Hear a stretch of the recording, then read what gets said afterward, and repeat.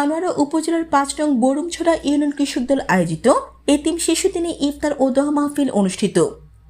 ২২শে Ramzan ১২ই March বৃহস্পতিবার পশ্চিম বরুমছড়া সরকারি প্রাথমিক বিদ্যালয় মাঠে বরুমছড়া ইউনিয়ন কৃষক দলের সভাপতি মোহাম্মদ ইদ্রিসের সভাপতিত্বে ও বরুমছড়া ইউনিয়ন কৃষক দলের সাধারণ সম্পাদক মোহাম্মদ শাহাবুদ্দিনের সঞ্চালনায় ইফতার ও দোয়া মাহফিল অনুষ্ঠিত হয়।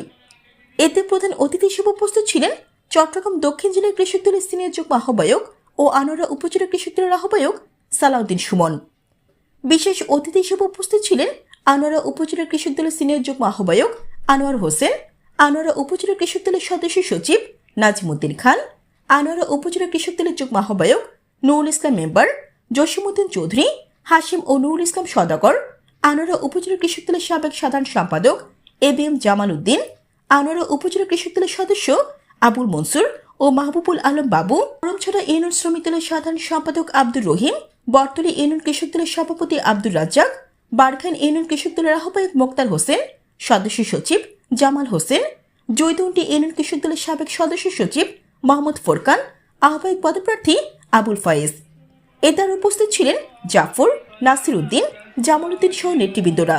উক্ত ইফতার ও দোয়া মাহফিলে মরহুমা বেগম খালেদা জিয়ার আত্মার মাগফিরাত ও বিএনপি ও কৃষক দল অঙ্গ সংগঠন অগ্রগতির লক্ষ্যে দোয়া ও মোনাজাত করা হয়।